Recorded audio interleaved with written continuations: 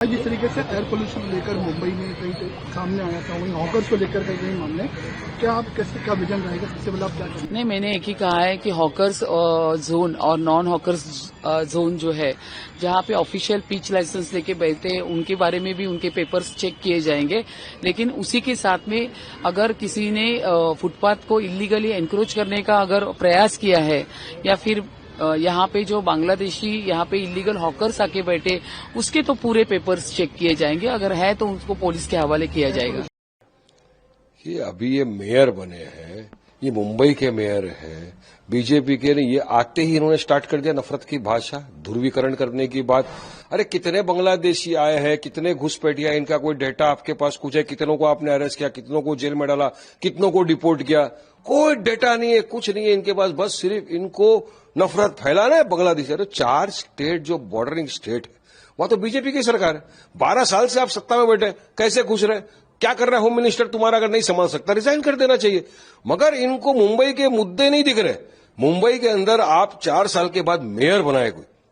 मुंबई में मेन मुद्दे क्या है? आज एक बारिश आता है 15 मिनट में, ट्रेनें बंद हो जाती है, पानी बढ़ जाता है, इतना गंदा ड्रेनेज लाइन सिस्टम है यहाँ पे। रस्ते पे खड्डे नहीं, खड्डे के ऊपर रस्ते यहाँ बना दिए, ये हालत कर दिया है आपने। मुंबई में पोल्यूशन कितना बढ़ गया आप देखिए। मुंबई की उच्च न्यायालय ने यहां तक कहा कि इसके ऊपर बीएमसी को फटकार लगाई। इस पे आपकी क्या पॉलिसी है?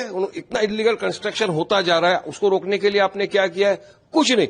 अरे 75,000 करोड़ का मुंबई म्युनिसिपल कॉर्पोरेशन का बजट है, आप किस तरह इस्तेमाल करेंगे? बांग्लादेशियों को निकालने के लिए? अरे वो जो है वो करेगी ना सरकार, आपको काम करने के लिए बनाया है। मगर आते ही नफरत, आते ही इस तरह कर डालेंगे, तो ये सरासर मैं समझता हूं कि गलत बात है। उनको काम पे ध्यान देना चाहिए, वरना जनता है कुर्सी पे बिठाना जानती है तो कुर्सी से उठा के फेंकना भी जानती है। कहीं ना कहीं इनडायरेक्ट मुसलमानों को टारगेट किया जा रहा है।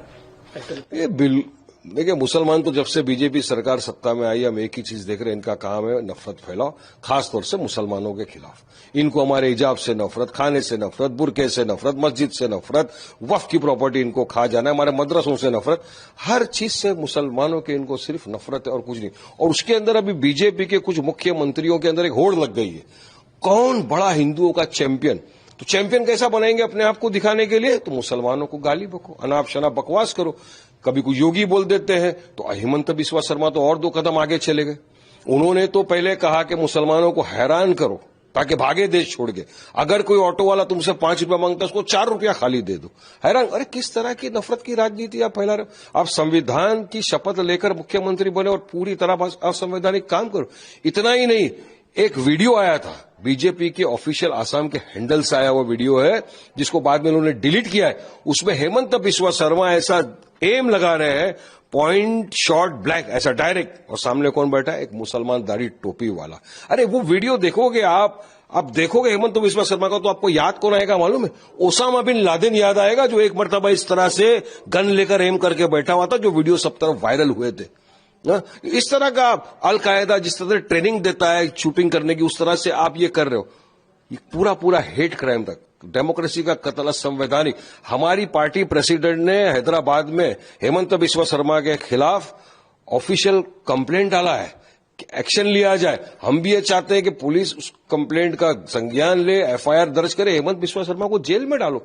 अगर समझ लो इस तरह की हरकत किसी मुसलमान ने कर दी होती, या वारिस पठान ने इस तरह का गन लेकर अगर वीडियो भी बना दिया होता मस्ती मजाक के अंदर भी, तो अब तक तो यूएपी लगा के जेल में डाल दिया गया होता। मैं तो इनको क्यों रोका जा रहा है, क्यों इनको अरेस्ट नहीं किया जा रहा है? तो सब मांग कर रहा है पूरा देश कि ऐसे व्यक्ति जिसके अंदर इतनी नफरत भरी हुई है, इतना नीचता भरा हुआ है, इतनी घटिया मानसिकता का जो इंसान है, जो मुसलमानों के प्रति इतनी नफरत रखता है, उसको जेल में होना चाहिए, उसको मुख्यमंत्री पद से इस्तीफा दे देना चाहिए।